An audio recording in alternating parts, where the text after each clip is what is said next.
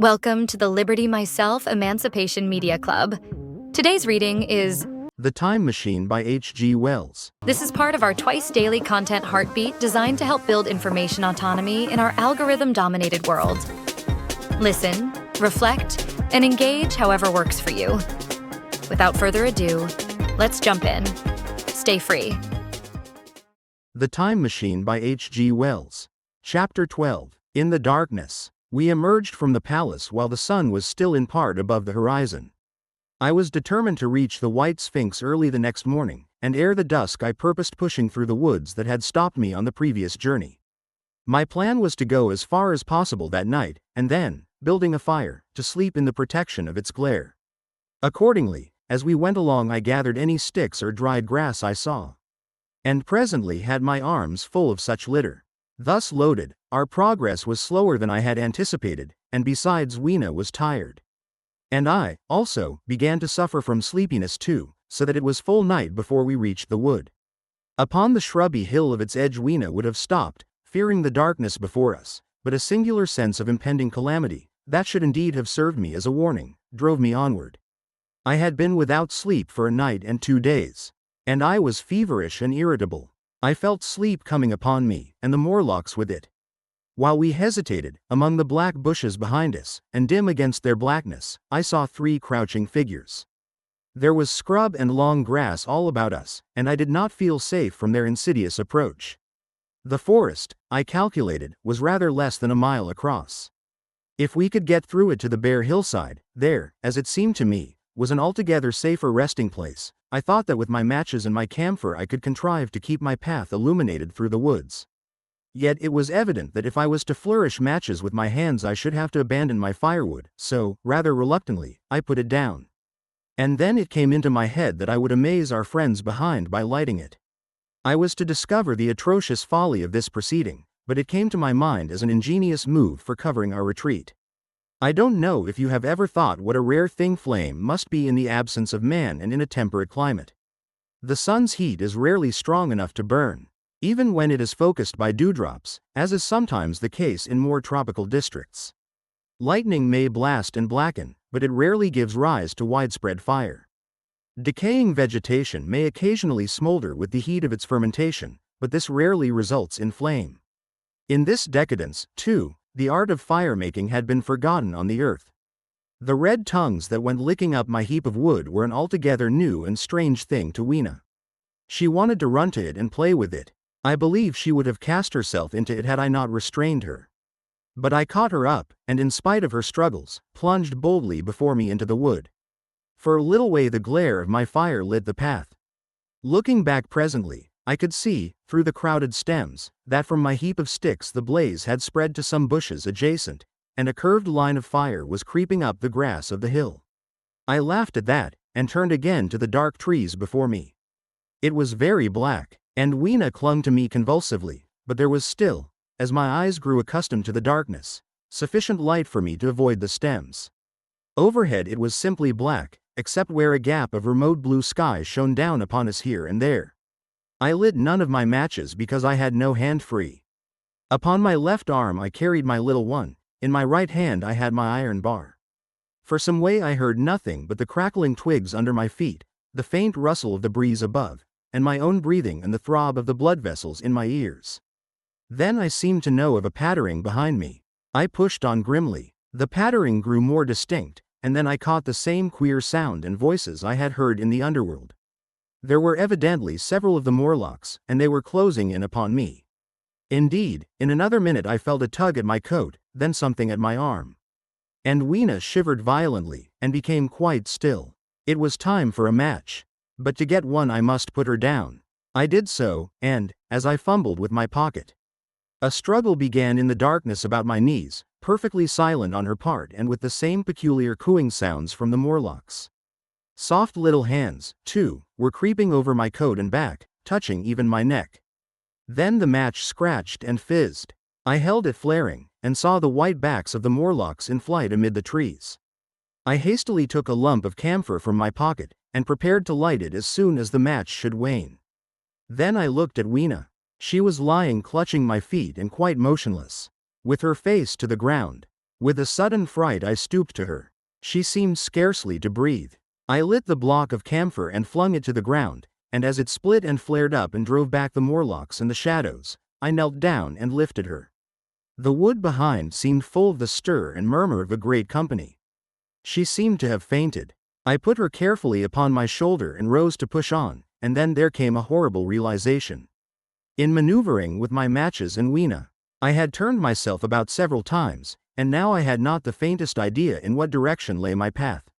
For all I knew, I might be facing back towards the palace of green porcelain. I found myself in a cold sweat. I had to think rapidly what to do. I determined to build a fire and encamp where we were. I put Weena, still motionless, down upon a turfy bowl, and very hastily, as my first lump of camphor waned, I began collecting sticks and leaves. Here and there out of the darkness round me the Morlock's eyes shone like carbuncles. The camphor flickered and went out. I lit a match, and as I did so, two white forms that had been approaching Weena dashed hastily away.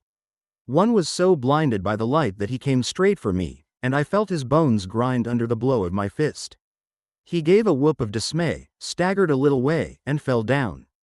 I lit another piece of camphor, and went on gathering my bonfire. Presently I noticed how dry was some of the foliage above me, for since my arrival on the time machine, a matter of a week, no rain had fallen. So, instead of casting about among the trees for fallen twigs, I began leaping up and dragging down branches. Very soon I had a choking smoky fire of green wood and dry sticks, and could economize my camphor. Then I turned to where Weena lay beside my iron mace. I tried what I could to revive her, but she lay like one dead. I could not even satisfy myself whether or not she breathed. Now, the smoke of the fire beat over towards me, and it must have made me heavy of a sudden. Moreover, the vapor of camphor was in the air. My fire would not need replenishing for an hour or so. I felt very weary after my exertion, and sat down. The wood, too, was full of a slumberous murmur that I did not understand. I seemed just to nod and open my eyes. But all was dark, and the Morlocks had their hands upon me. Flinging off their clinging fingers I hastily felt in my pocket for the matchbox, and it had gone. Then they gripped and closed with me again. In a moment I knew what had happened. I had slept, and my fire had gone out, and the bitterness of death came over my soul. The forest seemed full of the smell of burning wood. I was caught by the neck, by the hair, by the arms, and pulled down. It was indescribably horrible in the darkness to feel all these soft creatures heaped upon me. I felt as if I was in a monstrous spider's web. I was overpowered, and went down. I felt little teeth nipping at my neck. I rolled over, and as I did so my hand came against my iron lever. It gave me strength. I struggled up, shaking the human rats from me, and, holding the bar short, I thrust where I judged their faces might be. I could feel the succulent giving of flesh and bone under my blows, and for a moment I was free. The strange exultation that so often seems to accompany hard fighting came upon me. I knew that both I and Weena were lost, but I determined to make the Morlocks pay for their meat. I stood with my back to a tree, swinging the iron bar before me. The whole wood was full of the stir and cries of them. A minute passed. Their voices seemed to rise to a higher pitch of excitement, and their movements grew faster. Yet none came within reach. I stood glaring at the blackness. Then suddenly came hope. What if the Morlocks were afraid? And close on the heels of that came a strange thing. The darkness seemed to grow luminous. Very dimly I began to see the Morlocks about me, 3 battered at my feet, and then I recognized, with incredulous surprise, that the others were running, in an incessant stream. As it seemed, from behind me, and away through the wood in front. And their backs seemed no longer white, but reddish. As I stood agape, I saw a little red spark go drifting across a gap of starlight between the branches, and vanish. And at that I understood the smell of burning wood, the slumberous murmur that was growing now into a gusty roar, the red glow, and the Morlock's flight. Stepping out from behind my tree and looking back, I saw, through the black pillars of the nearer trees, the flames of the burning forest. It was my first fire coming after me. With that I looked for Weena, but she was gone. The hissing and crackling behind me, the explosive thud as each fresh tree burst into flame, left little time for reflection. My iron bar still gripped, I followed in the Morlock's path. It was a close race. Once the flames crept forward so swiftly on my right as I ran that I was outflanked and had to strike off to the left. But at last I emerged upon a small open space. And as I did so, a Morlock came blundering towards me, and past me, and went on straight into the fire. And now I was to see the most weird and horrible thing, I think, of all that I beheld in that future age. This whole space was as bright as day with the reflection of the fire. In the center was a hillock or tumulus, surmounted by a scorched hawthorn. Beyond this was another arm of the burning forest, with yellow tongues already writhing from it, completely encircling the space with a fence of fire. Upon the hillside were some 30 or 40 Morlocks, dazzled by the light and heat, and blundering hither and thither against each other in their bewilderment. At first I did not realize their blindness, and struck furiously at them with my bar, in a frenzy of fear, as they approached me, killing one and crippling several more. But when I had watched the gestures of one of them groping under the hawthorn against the red sky, and heard their moans, I was assured of their absolute helplessness and misery in the glare, and I struck no more of them. Yet every now and then one would come straight towards me, setting loose a quivering horror that made me quick to elude him. At one time the flames died down somewhat, and I feared the foul creatures would presently be able to see me. I was thinking of beginning the fight by killing some of them before this should happen, but the fire burst out again brightly, and I stayed my hand. I walked about the hill among them and avoided them, looking for some trace of Weena. But Weena was gone. At last I sat down on the summit of the hillock, and watched this strange incredible company of blind things groping to and fro, and making uncanny noises to each other, as the glare of the fire beat on them. The coiling uprush of smoke streamed across the sky, and through the rare tatters of that red canopy, remote as though they belonged to another universe, shone the little stars. 2 or 3 Morlocks came blundering into me, and I drove them off with blows of my fists, trembling as I did so.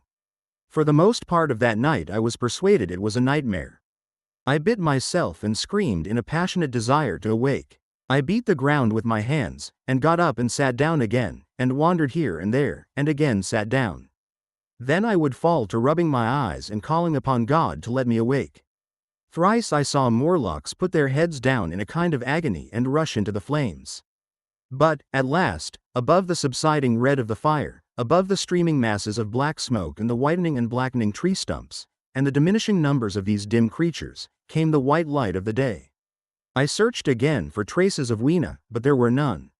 It was plain that they had left her poor little body in the forest. I cannot describe how it relieved me to think that it had escaped the awful fate to which it seemed destined. As I thought of that, I was almost moved to begin a massacre of the helpless abominations about me, but I contained myself. The hillock, as I have said, was a kind of island in the forest. From its summit I could now make out through a haze of smoke the palace of green porcelain. And from that I could get my bearings for the White Sphinx. And so, leaving the remnant of these damned souls still going hither and thither and moaning, as the day grew clearer, I tied some grass about my feet and limped on across smoking ashes and among black stems that still pulsated internally with fire, towards the hiding place of the time machine. I walked slowly, for I was almost exhausted, as well as lame, and I felt the intensest wretchedness for the horrible death of little Weena. It seemed an overwhelming calamity. Now, in this old familiar room, it is more like the sorrow of a dream than an actual loss. But that morning it left me absolutely lonely again, terribly alone. I began to think of this house of mine, of this fireside, of some of you, and with such thoughts came a longing that was pain. But, as I walked over the smoking ashes under the bright morning sky, I made a discovery. In my trouser pocket were still some loose matches. The box must have leaked before it was lost. Chapter 13. The Trap of the White Sphinx. About 8 or 9 in the morning I came to the same seat of yellow metal from which I had viewed the world upon the evening of my arrival. I thought of my hasty conclusions upon that evening and could not refrain from laughing bitterly at my confidence. Here was the same beautiful scene, the same abundant foliage, the same splendid palaces and magnificent ruins, the same silver river running between its fertile banks. The gay robes of the beautiful people moved hither and thither among the trees. Some were bathing in exactly the place where I had saved Weena, and that suddenly gave me a keen stab of pain. And like blots upon the landscape rose the cupolas above the ways to the underworld. I understood now what all the beauty of the overworld people covered. Very pleasant was their day, as pleasant as the day of the cattle in the field. Like the cattle, They knew of no enemies and provided against no needs. And their end was the same. I grieved to think how brief the dream of the human intellect had been. It had committed suicide. It had set itself steadfastly towards comfort and ease, a balanced society with security and permanency as its watchword. It had attained its hopes, to come to this at last. Once, life and property must have reached almost absolute safety. The rich had been assured of his wealth and comfort, the toiler assured of his life and work. No doubt in that perfect world there had been no unemployed problem, no social question left unsolved. And a great quiet had followed. It is a law of nature we overlook, that intellectual versatility is the compensation for change, danger, and trouble. An animal perfectly in harmony with its environment is a perfect mechanism. Nature never appeals to intelligence until habit and instinct are useless. There is no intelligence where there is no change and no need of change. Only those animals partake of intelligence that have to meet a huge variety of needs and dangers. So, as I see it, the upperworld man had drifted towards his feeble prettiness, and the underworld to mere mechanical industry. But that perfect state had lacked one thing even for mechanical perfection: absolute permanency. Apparently as time went on, the feeding of an underworld, however it was effected, had become disjointed. Mother Necessity, who had been staved off for a few thousand years, came back again, and she began below. The underworld being in contact with machinery, which, however perfect, still needs some little thought outside habit, had probably retained perforce rather more initiative, if less of every other human character, than the upper. And when other meat failed them, they turned to what old habit had hitherto forbidden. So I say I saw it in my last view of the world of 802,701. It may be as wrong an explanation as mortal wit could invent. It is how the thing shaped itself to me, and as that I give it to you. After the fatigues, excitements, and terrors of the past days, and in spite of my grief, this seat and the tranquil view and the warm sunlight were very pleasant. I was very tired and sleepy, and soon my theorizing passed into dozing. Catching myself at that, I took my own hint, and spreading myself out upon the turf I had a long and refreshing sleep. I awoke a little before sunsetting. I now felt safe against being caught napping by the Morlocks, and, stretching myself, I came on down the hill towards the White Sphinx. I had my crowbar in one hand, and the other hand played with the matches in my pocket. And now came a most unexpected thing. As I approached the pedestal of the Sphinx I found the bronze valves were open.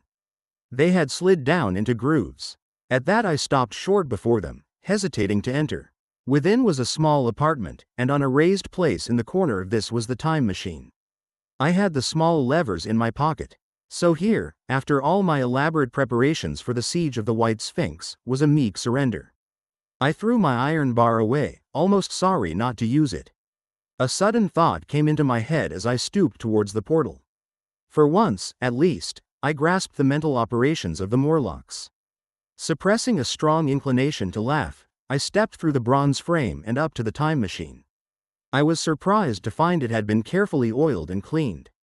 I have suspected since that the Morlocks had even partially taken it to pieces while trying in their dim way to grasp its purpose. Now as I stood and examined it, finding a pleasure in the mere touch of the contrivance, the thing I had expected happened. The bronze panels suddenly slid up and struck the frame with a clang. I was in the dark, trapped. So the Morlocks thought. At that I chuckled gleefully. I could already hear their murmuring laughter as they came towards me. Very calmly I tried to strike the match. I had only to fix on the levers and depart then like a ghost. But I had overlooked one little thing. The matches were of that abominable kind that light only on the box. You may imagine how all my calm vanished. The little brutes were close upon me. One touched me. I made a sweeping blow in the dark at them with the levers, and began to scramble into the saddle of the machine. Then came one hand upon me and then another. Then I had simply to fight against their persistent fingers for my levers, and at the same time feel for the studs over which these fitted. Indeed, they almost got away from me. As it slipped from my hand, I had to butt in the dark with my head. I could hear the Morlock's skull ring, to recover it. It was a nearer thing than the fight in the forest, I think, this last scramble. But at last the lever was fixed and pulled over. The clinging hands slipped from me. The darkness presently fell from my eyes. I found myself in the same gray light and tumult I have already described. Chapter 14. The Further Vision. I have already told you of the sickness and confusion that comes with time traveling. And this time I was not seated properly in the saddle, but sideways and in an unstable fashion. For an indefinite time I clung to the machine as it swayed and vibrated, quite unheeding how I went, and when I brought myself to look at the dials again I was amazed to find where I had arrived. One dial records days, and another thousands of days, another millions of days, and another thousands of millions. Now, instead of reversing the levers, I had pulled them over so as to go forward with them, and when I came to look at these indicators I found that the thousands hand was sweeping round as fast as the seconds hand of a watch, into futurity. As I drove on, a peculiar change crept over the appearance of things.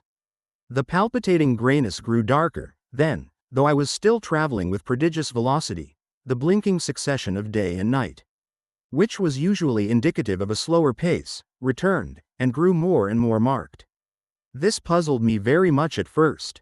The alternations of night and day grew slower, and so did the passage of the sun across the sky, until they seemed to stretch through centuries. At last a steady twilight brooded over the earth, a twilight only broken now and then when a comet glared across the darkling sky.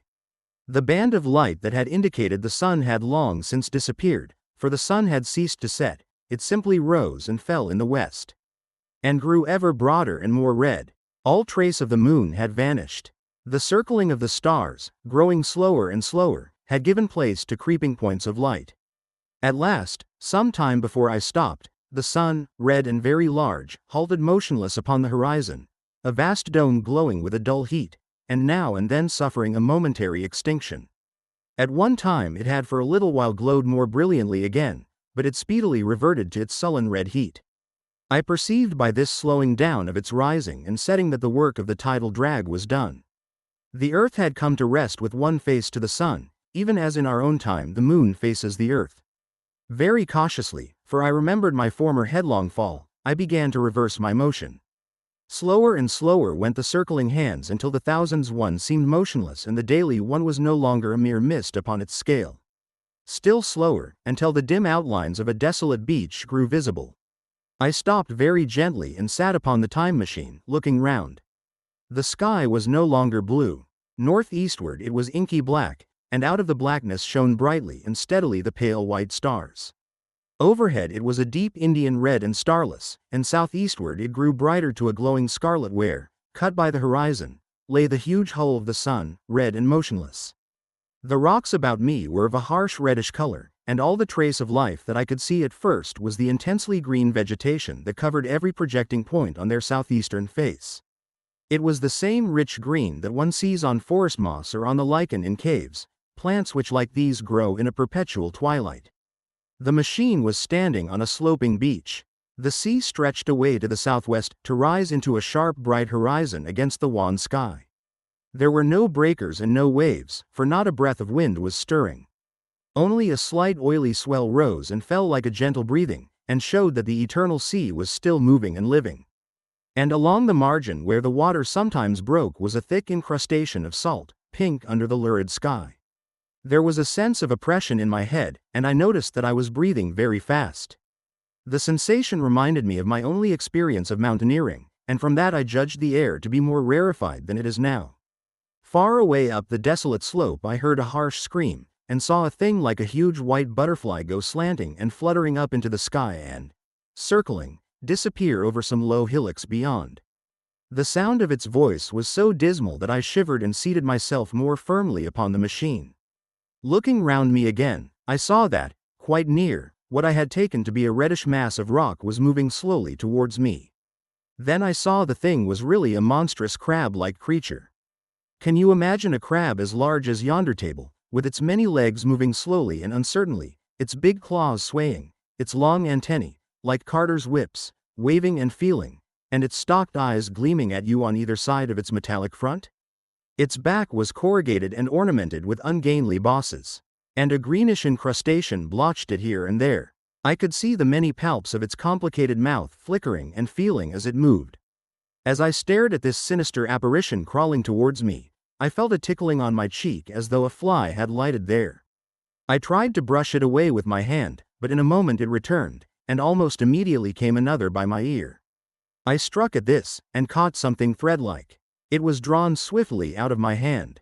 With a frightful qualm, I turned, and I saw that I had grasped the antenna of another monster crab that stood just behind me. Its evil eyes were wriggling on their stalks, its mouth was all alive with appetite, and its vast ungainly claws, smeared with an algal slime, were descending upon me. In a moment my hand was on the lever, and I had placed a month between myself and these monsters. But I was still on the same beach, and I saw them distinctly now as soon as I stopped. Dozens of them seemed to be crawling here and there, in the somber light, among the foliated sheets of intense green. I cannot convey the sense of abominable desolation that hung over the world. The red eastern sky, the northward blackness, the salt Dead Sea, the stony beach crawling with these foul, slow-stirring monsters, the uniform poisonous-looking green of the lichenous plants, the thin air that hurts one's lungs, all contributed to an appalling effect. I moved on 100 years, and there was the same red sun, a little larger, a little duller, the same dying sea, the same chill air, and the same crowd of earthy crustacea creeping in and out among the green weed and the red rocks. And in the westward sky, I saw a curved pale line like a vast new moon. So I traveled, stopping ever and again, in great strides of 1,000 years or more, drawn on by the mystery of the earth's fate, watching with a strange fascination the sun grow larger and duller in the westward sky, and the life of the old earth ebb away. At last, more than 30 million years hence, the huge red-hot dome of the sun had come to obscure nearly a tenth part of the darkling heavens. Then I stopped once more, for the crawling multitude of crabs had disappeared, and the red beach, save for its livid green liverworts and lichens, seemed lifeless. And now it was flecked with white. A bitter cold assailed me. Rare white flakes ever and again came eddying down. To the northeastward, the glare of snow lay under the starlight of the sable sky. And I could see an undulating crest of hillocks pinkish white. There were fringes of ice along the sea margin, with drifting masses farther out, but the main expanse of that salt ocean, all bloody under the eternal sunset, was still unfrozen. I looked about me to see if any traces of animal life remained. A certain indefinable apprehension still kept me in the saddle of the machine. But I saw nothing moving, in earth or sky or sea. The green slime on the rocks alone testified that life was not extinct. A shallow sandbank had appeared in the sea and the water had receded from the beach. I fancied I saw some black object flopping about upon this bank, but it became motionless as I looked at it, and I judged that my eye had been deceived, and that the black object was merely a rock. The stars in the sky were intensely bright and seemed to me to twinkle very little. Suddenly I noticed that the circular westward outline of the sun had changed, that a concavity, a bay, had appeared in the curve. I saw this grow larger. For a minute perhaps I stared aghast at this blackness that was creeping over the day, and then I realized that an eclipse was beginning. Either the moon or the planet Mercury was passing across the sun's disk. Naturally, at first I took it to be the moon, but there is much to incline me to believe that what I really saw was the transit of an inner planet passing very near to the Earth. The darkness grew apace, a cold wind began to blow in freshening gusts from the east. And the showering white flakes in the air increased in number. From the edge of the sea came a ripple and whisper. Beyond these lifeless sounds the world was silent. Silent? It would be hard to convey the stillness of it. All the sounds of man, the bleating of sheep, the cries of birds, the hum of insects, the stir that makes the background of our lives, all that was over. As the darkness thickened, the eddying flakes grew more abundant, dancing before my eyes, and the cold of the air more intense. At last, one by one, swiftly, one after the other, the white peaks of the distant hills vanished into blackness. The breeze rose to a moaning wind. I saw the black central shadow of the eclipse sweeping towards me. In another moment the pale stars alone were visible. All else was rayless obscurity. The sky was absolutely black. A horror of this great darkness came on me. The cold, that smote to my marrow, and the pain I felt in breathing, overcame me. I shivered, and a deadly nausea seized me. Then like a red-hot bow in the sky appeared the edge of the sun. I got off the machine to recover myself.